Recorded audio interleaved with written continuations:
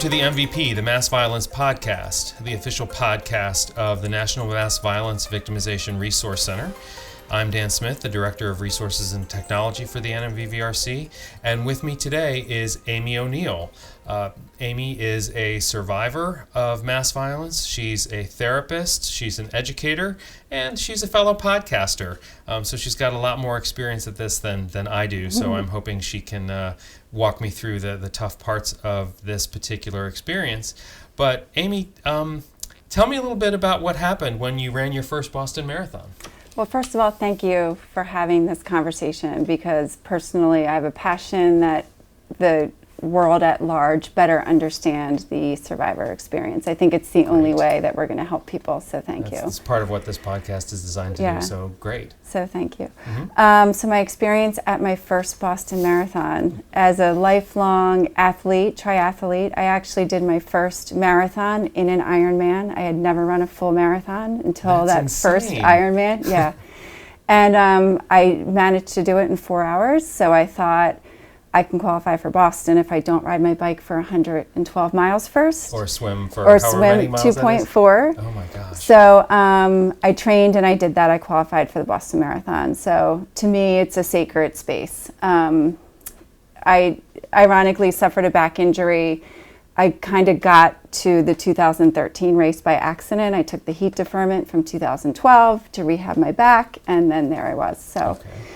So you weren't even supposed to be in the 2013 race. Right. You were targeting 2012? I was targeting 2012, and then even as a qualified runner, because I went to the 2013 race, they put me in the back. Oh. So that's how I wasn't with my age group corral either. Oh, okay. So there was a lot of interesting things that led up to sort of where I was that day.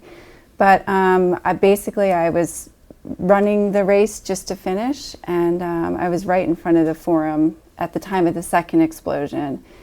When I heard the first explosion, and I share about this often, you really immediately knew something was wrong. There was a power of that explosion, even as far back as I was, that you could feel it. Okay. I mean, even the pressure in your head, you knew that's not a normal sound. Yeah, it wasn't like someone setting off a firecracker.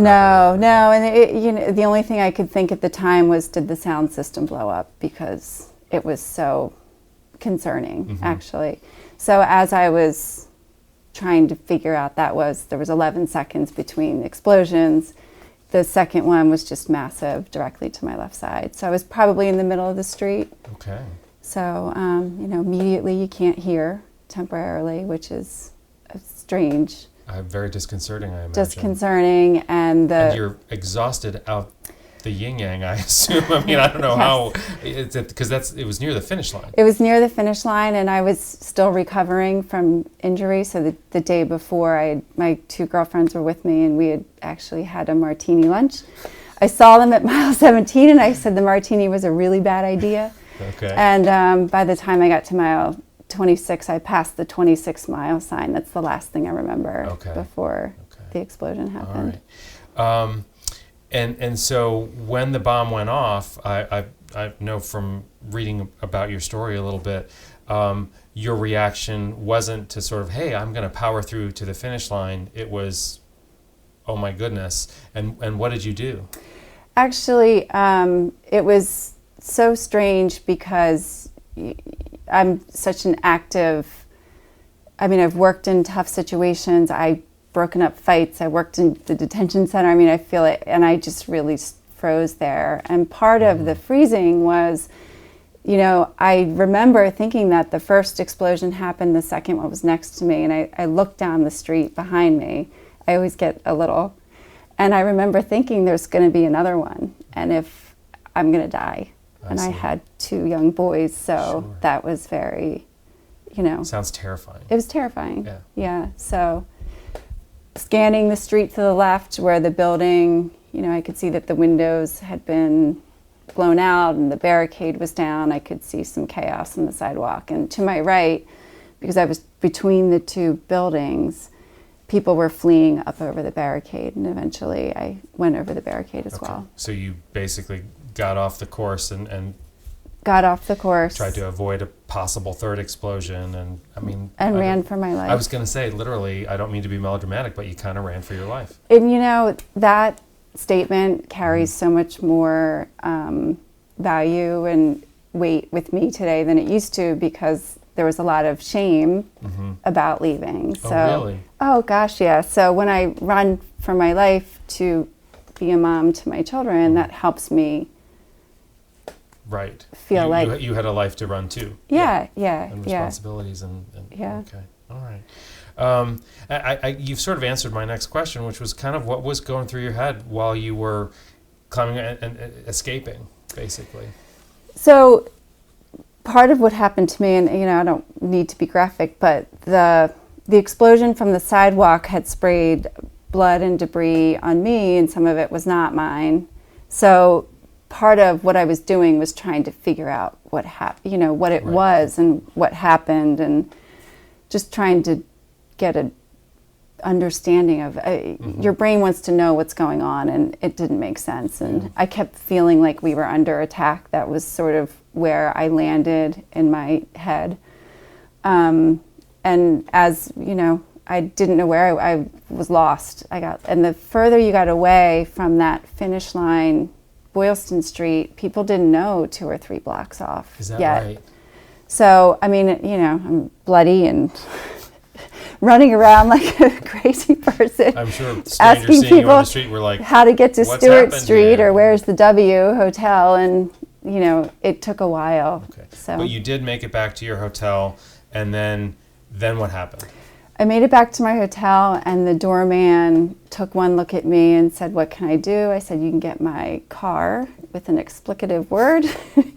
Our bags were already packed. We knew that we were planning on leaving. We all had small children. We were going to leave right after the race. And we were probably one of the last cars to get on Mass Pike. And the phone was ringing. Our other friends were locked down in their hotels. And okay. So you, that was one of the community responses in Boston, was basically to lock down hotels, to close highways, because they wanted to make sure that possibly the perpetrators didn't escape. Yeah, so things just started to shut down. I think it was what I've come to learn is it's part of the disaster plan. There was an open route from the finish line to the hospitals, so that worked beautifully, apparently. But they just started to shut down the so city. you made it out right before and you drove at that point all the way back to Pennsylvania. Yes. So I ran up, I jumped in the shower, everything I had on went in a bag, and I took it. My friend drove my car. It was my car, but she drove my car. We got lost. We went, we were disoriented, and luckily my 2 girlfriends were at the hotel. They weren't on the course. They got stuck in the, I forget the name of their subway, but the power had gone out, the T, so it took them a while to get back, so they figured they were best just to meet at the hotel. Okay. Which was fortunate. So, my friend drove, and we went the wrong way on 95. We ended up in Rhode Island. I was bleeding, the whole time, small trickle. And you had bomb fragments in your leg in my at leg. that point. Yeah, so stopped at a gas station and bought some Neosporin and whatever we could find there. I think it was Neosporin was what we... just put some pressure on it. Mm-hmm. It's just, just a bomb injury. It's right, it's right. Put a little pressure on it, and just surreal. That time period, I don't remember. I know I didn't answer any phone calls. Like there was a shutdown. I didn't answer any. I think I texted my family back, "I'm fine," but that was it. Okay. I had the messages on my phone probably till last year. Really? I deleted them last year. Okay. I felt like it was time. You just saved them because they were like a memento It kind was of a thing? just I don't know why, but yeah. We're here with Amy O'Neil today. She's a survivor of the Boston Marathon bombing and many other things. But you're listening to the MVP, the Mass Violence Podcast, the official podcast of the National Mass Violence Victimization Resource Center. And Amy, what started your journey towards resilience? So I ended up getting involved in the Victims Advisory Board for the Massachusetts Resiliency Center. And one of the things that I became really curious of was how people were healing from around the world, really. I think there were 90 countries maybe involved in the Boston tragedy. And I was in therapy at the time, and I would go back to my psychologist and say, you know, I'm doing really well at this and I'm not doing well at this. Like, what do you think is happening here? So I think because of my mental health background, we could have this really interesting experience. One of the things she said to me that stuck out, she said, you're an endurance athlete. You're used to being uncomfortable and you can push through no matter what, which is what I was doing. Mm-hmm. I was head down pushing through, which actually isn't good, and it wasn't good for me. But I also knew that I had the capacity to do that. So what I ended up taking out of my sessions with her was this: I wanted to have the two things present at the same time. I wanted to be able to push through, be a good mom and wife and live my life, but I also wanted to go through what I was going through mm-hmm. instead of avoid it or... And those are kind of not necessarily compatible experiences in life. One right. is sort of very stable. Right. I mean, not that being a parent to small children is like a walk in the park or anything, but there's routine there, somewhat predictable, versus making sense out of being exposed to a bombing, right. a terrorist event, is not something that sort of comes with an instruction manual, right. or there aren't models for you to observe. And that balance sounds like it must have been very difficult to achieve. I feel like when you come into, it's like a partnership. Okay, this happened and I'm figuring it out, and I'll do it when I'm with her, and I could do it when I was with the connections that I made with the mm-hmm. survivor group. So through the Resiliency Center, connection became a big part of resilience. And I spent a lot of time in the shadows of the survivor community. There's a lot of hierarchy in these communities, depending on okay. degree of injury and all kinds of stuff. And but through the Resiliency Center and the trial experience, I got to meet a lot of other survivors, and having these conversations and those connections was really life-changing in the journey. So I started thinking about, resilience in terms of the way that we connect with people. And one of the experiences that happened to me was at the 1-year anniversary, I met Heather Abbott's father. I was sitting next to him, and I'd gone there alone. Mm-hmm. And I was sitting next to him during the commemoration ceremony, and she became an amputee. She was at the forum, and he asked me, I had a lot of guilt about being a runner, mm-hmm. and all these people are here on their day off having right. an incredible experience, and I'll probably get emotional again, but he asked me if I was going to run in 2014, which was a week after this commemoration ceremony, and I told him I was, and he was like, I'm going to track you, and oh, how and cool. yeah, like I hope you have a great day, and I'll be rooting for you. And that meant so much to me, that he was thing. Yeah, that his daughter lost her leg and he was going to root for me mm-hmm. was a really, that interaction was life-changing. I'm sure. That sounds really meaningful. Mm-hmm. But you mentioned that you were running again in 2014. Tell me a little bit about the decision process that led you to decide to run the very next year in the marathon again. I had a need to be going back and forth to Boston. I'm sure, and in the trauma expert world, it has to do with mastery or some kind of just re-experiencing differently, but I never questioned running in 2014. I really? Wanted to finish the race, and I wanted to do my best at it. I did feel like the city was so, not being from Boston, but I do feel like the city it created a bond between us, and it was important for me to be there. I'm curious about that bond. I mean, because just watching you talk about it, I can tell how meaningful it is to you. Frequently, when people experience a trauma in a particular geographic locale that may or may not be their home, their natural instinct would be, I'm never going back there again. I'm terrified of that place. I need to avoid it. It's a pretty common post-traumatic reaction. And yet it sounds like you almost had the opposite, of this feeling of being drawn back and needing to make peace or finish or resolve. Have you spent some time thinking about that? Do you know what that was about? I think I do. I mean, I think it's part of the making meaning. I think my connections were there. The people that I felt understood the loneliness of survival were there. So I could go there and talk to, it was a group, who's around? I'm coming to town, and we could have dinner and sit around and talk about or serve on whatever committee, and it just felt very acknowledging, I think is probably a part of it. There was a validation there about your experience.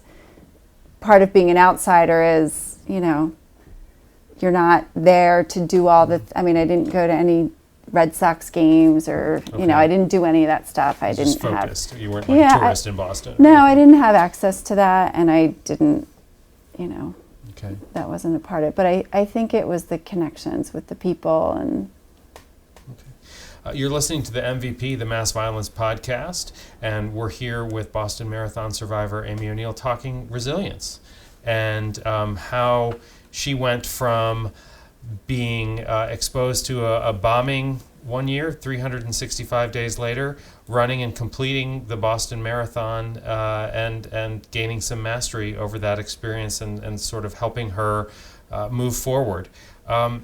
What role, Amy, do you think your experiences in Boston play in your life today? I think that's had a massive impact. I was in mental health before this. As a professional? As a professional for 20-something years.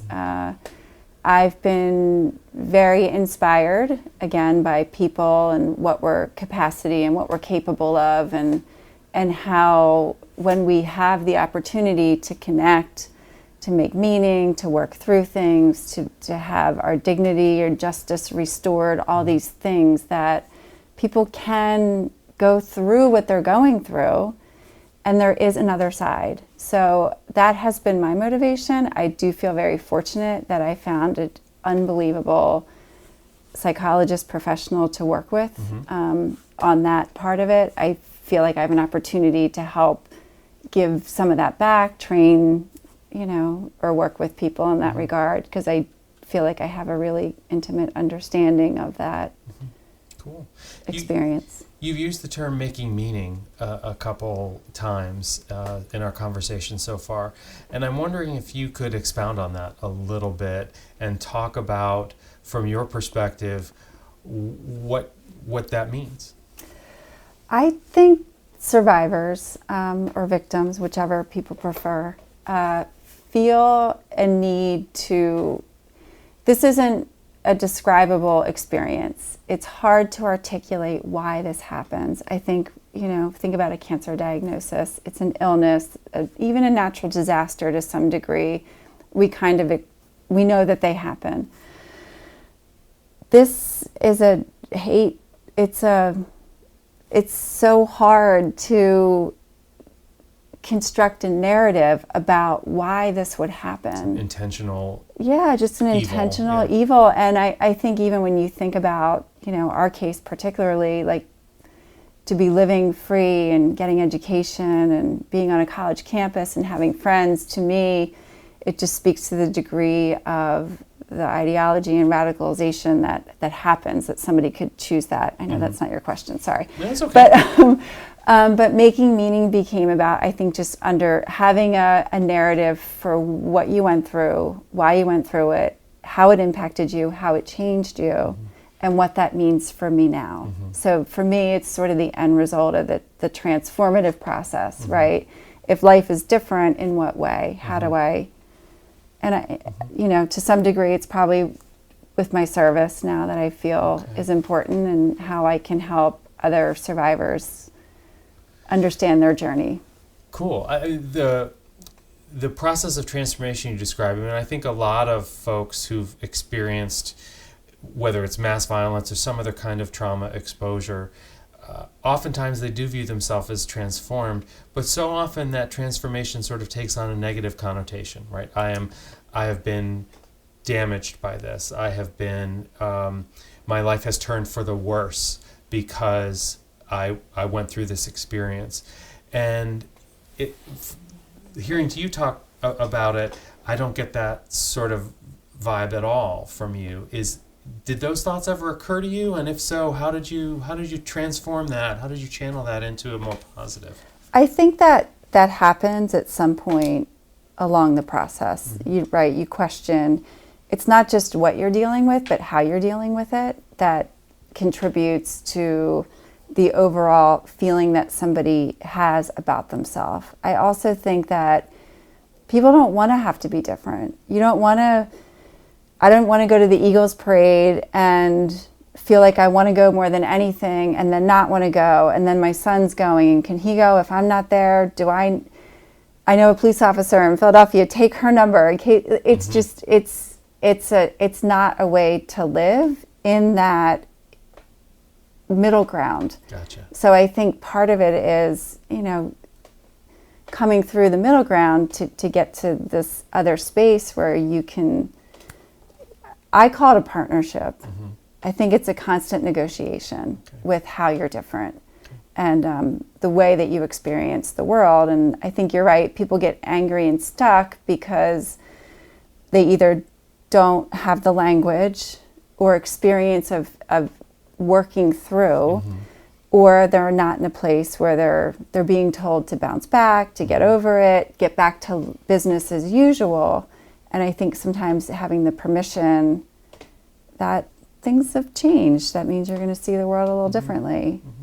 And hearing you talk about your own experiences, it sounds to me, I'm guilty of seeing things through the mental health lens myself, but it sounds to me like you're very actively engaged in that partnership. It's not something that's happening to you. It's something that you are taking on. And I don't want to sound too much like a touchy-feely therapist here, but you're being your own agent. You're not just sort of passively letting life wash you down the riverbed. My metaphors here are horrible, but you kind of get the idea. Right.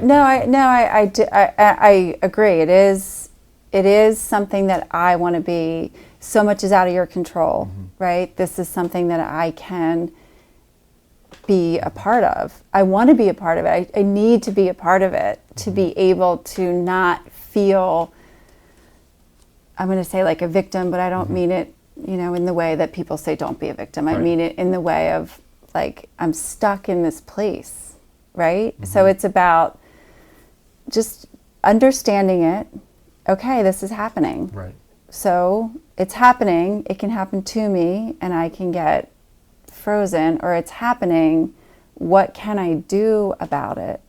So little things help. Little strategies help. And you can do whatever it is, whether it's text your family before you get on the flight or, what you do it and then you just acknowledge it and then you let it. That was a thing. Yeah. It was a thing. Yeah. It was just a thing. So what's next? Life. So I'm working with a lot of different peer support groups and, as a stakeholder here, and learning as much as I can and teaching and trying to just use everything I have in this community, the mass violence and the recovery community, to help make the transitions easier for the next people. I think one of the things that I have the ability to give people is language, for these experiences. And if we call it this, And if your mindset's hopeful, and if you're thinking about the future, what could that look like for you to get there? So awesome. That's my goal. I'm going to excellent. the International Congress in Nice, France. Awesome. Victims Congress. And Excellent. Well, that should be fun. I mean, Yeah. A, that sounds like an inspiring group of people to hang out with, and B, Nice, France. Nice, France, yeah. What's not to like? Well, I hear that there's going to be lots of 700 victims from around the world, Wow. different terrorist attacks. So I think it'll be a pretty incredible experience I to agree. continue to compare notes on survivor journeys and have information to give to anybody who wants it. Excellent. Well, you're an inspiration to me, so I really wanted you. to thank you very much for chatting with me today. This has been the MVP, the Mass Violence Podcast. We've been talking with Amy O'Neil, who is, I think it sort of diminishes her to just call her a Boston Marathon survivor because there's so much more going on with her. But Amy, thank you very much for sharing your experience with us, and good luck and enjoy Nice. I want to report. Yeah, thank you very much. Appreciate your time. This is Dan Smith, the Director of Technology and Resources for the NMVVRC, and we'll be back soon to talk with you and another interesting guest. Thanks very much.